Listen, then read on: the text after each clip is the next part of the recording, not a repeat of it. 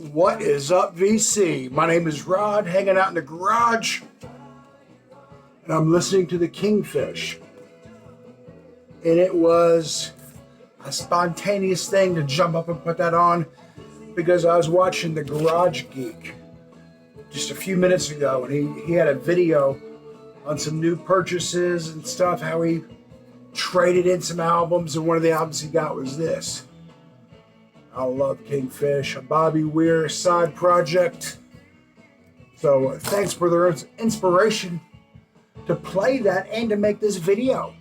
I thought, I've only made one video in the last, 2 or 3 months, and I haven't done a recent find video. I've been really laying back on buying stuff, but I did do some trading in for Record Store Day. And I just I traded off my Beatles, the 45 box set, the 45 RPM of all the 45s. I traded that off a couple days ago for store credit. Drinking some Modelo. My son-in-law finally got some good beer, put it in the refrigerator, and they're in the family room watching a freaking movie or something with the family. So I'm out here drinking his beer, making a video. All right, guys, before I start this video, I want to say some thank yous. Garage Geek, thank you. Man, I love your channel. Randy Weaver, Jeff, man, Calico Silver, George Allen, Rich Strickler. I'd taken a hiatus, and Rich Strickler actually reached out to me to make sure everything was okay. And that meant a lot, Rich. Thank you. Also, Steve Westman called and checked on me. It's just a cool thing to do. And I thought, wow, man, I got some friends in the VC. And I do, man. I love the VC. Okay, guys, I've had a birthday. We've had Record Store Day. So I've accumulated a lot of music for a guy that said he wasn't buying anything. My wife's going through something, and I was holding back money trying to get doctor bills caught up. And I want to thank all the people. It's too many to name. I want to thank every one of you who helped out, the people who bought that John Coltrane album. Anyway, I'm going to start off with bringing in the Beatles 45 RPM box set. I brought it in the other day. They asked me, hey, Rod, could you leave it here? We get back to you. And I did. So Friday, Sunday while I'm filming this, a couple days ago, I went down there. We talked about how much I was getting for store credit and maybe a little cash back or whatever. But this is what I picked up with some trade credit from that. They had a leftover Sir Douglas from Record Store Day. And I like Sir Douglas, man. Fantastic band. Doug Somm I actually met, and it was a really funny story. I've told it before. Hilarious story of meeting this guy. So I'm glad I was able to pick that one up. Also picked up Johnny Dawson Winter 3. Johnny Winter. This is not his third album. This is actually his 7th album. It's just a self-titled album. He was a third. His dad was a junior. He was a third. So this is just a self-titled, his full name, Johnny Dawson Winter the Third. And it's a really cool album. It's got a couple of things on there that were filler, but Rock and Roll People is a great song, and also Stranger, a wonderful blues song. A very solid Johnny Winter album, man. It's a time of his career where he was touring between mainstream rock and his blues roots. Good album. Glad I got that back in the collection. And also got the Headhunters by Herbie Hancock, of course. The reissue sounds wonderful. Got that with the trade credit. And I got Jeff Buckley, a reissue of Jeff Buckley. Excellent album. Sadly, the only album this guy left us with.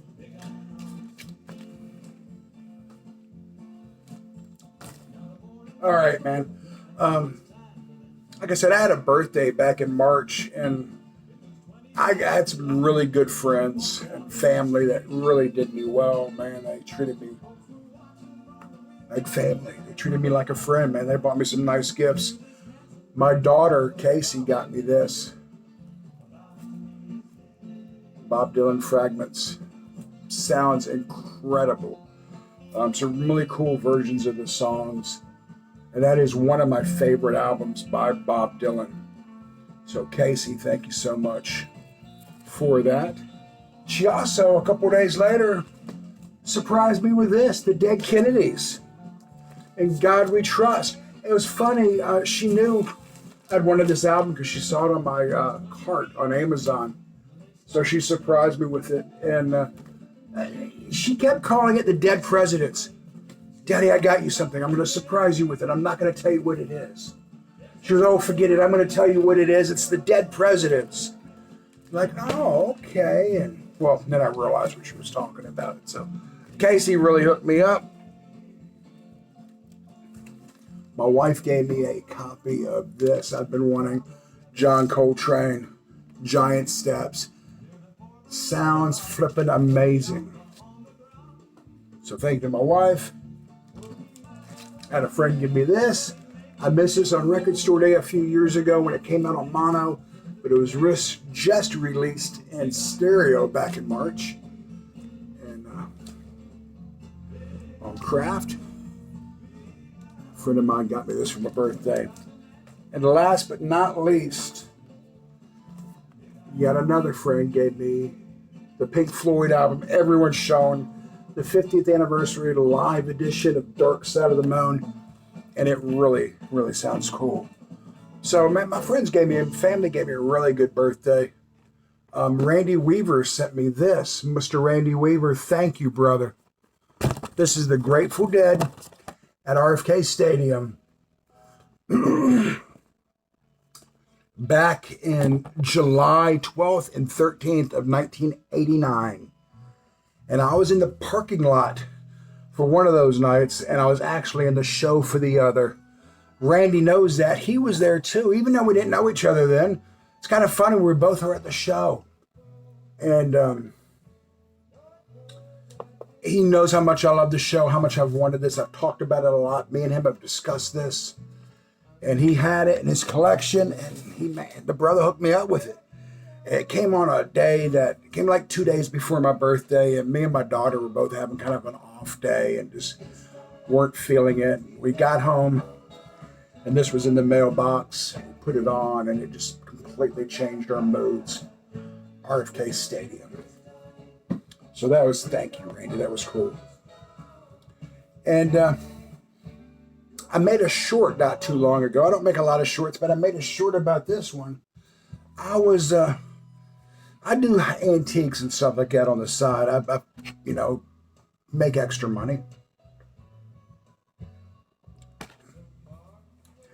I was selling this guy something, but he wanted to do trade. I said, man, you got nothing I really can make money on in here. But he had a few albums. And one of them was this, The Shags. And this is not an original copy. It's not the original issue. I wish it was.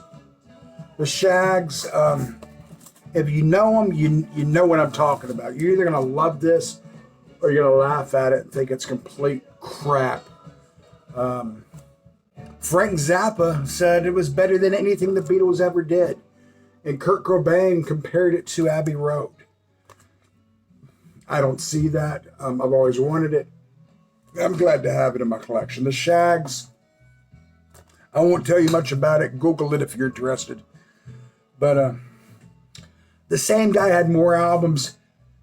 And sadly, he thought they were worth a lot of money. Like, he thought this was the original.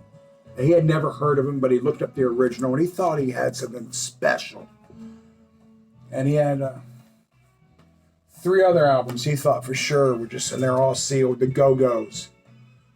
And I think I gave him a window. You know, those old farm windows for this one. Nothing special, still sealed, the Go-Go's. This one was actually kind of cool.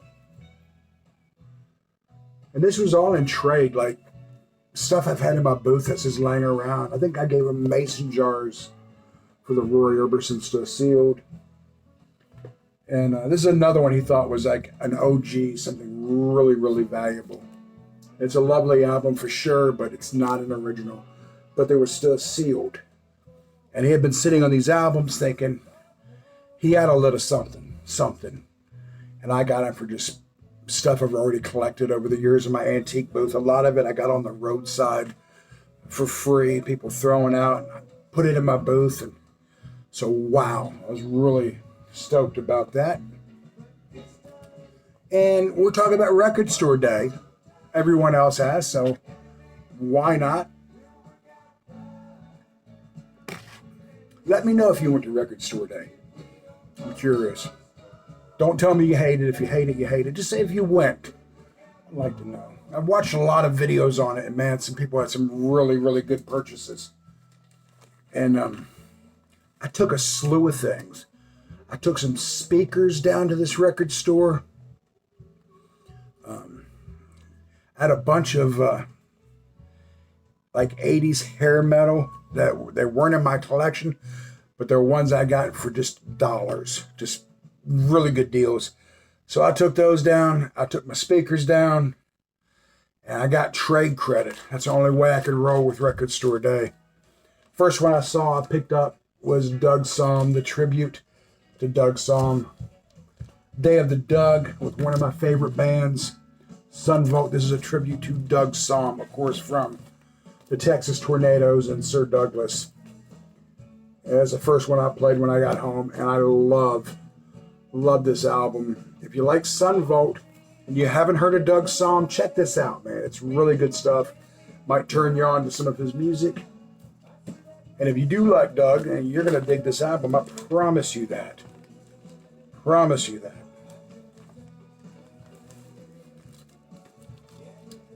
I was also able to get Charlie Parker, the Long Lost Bird live Afro Q-Pop recordings. When I first heard this, I was like, man, this sounds like crap. This is fucking bollocks complete. But then I realized this stuff was recorded like in 28 to 33, originally on 78. It sounds wonderful considering the era it was recorded in. God, 80 years ago, 90 years ago. What am I talking about? Charlie Parker. And I felt stupid after it dawned on me how old these recordings were. Yeah, of course they're not going to sound pristine. Really, really good album. Some solid classic jazz. Remember, this is all trade credit, guys. I was feeling good about myself. I got there early, man. I got there like at 6 in the morning, and I was 15th in line. So I got good stuff. I got Bill Evans.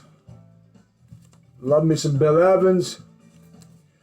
Have not opened this yet. And Melinda Murphy, if you're watching, perhaps you may be. You inspired me to get this because you showed a preview of it where you got an early copy and you talked about how good it was. And I took your word for it.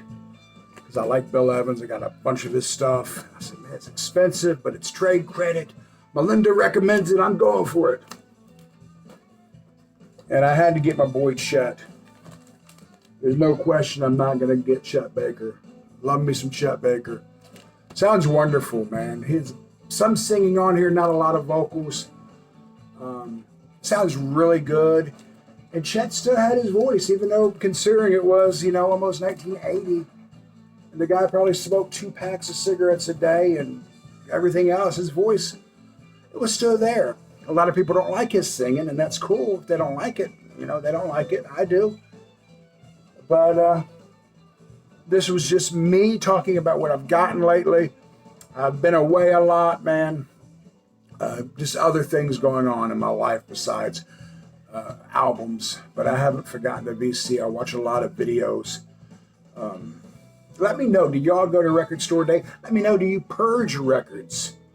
I just saw the Garage Geek talking about how he purged them. And another guy I was watching was talking about opening sealed albums. And this brings me to this. Oh gosh, who was I watching that was talking about that, man? Oh, I know, Concert Buddy. Concert Buddies was talking about opening sealed albums. Should I open these? I think I may. especially the Roy Orbison, because it's something I want to play. But the Go-Go's, I don't know what I'm going to do with that. I'll probably gift it out to somebody. Guys, I want to thank y'all for watching. I hope this has been on the whole time. Peace.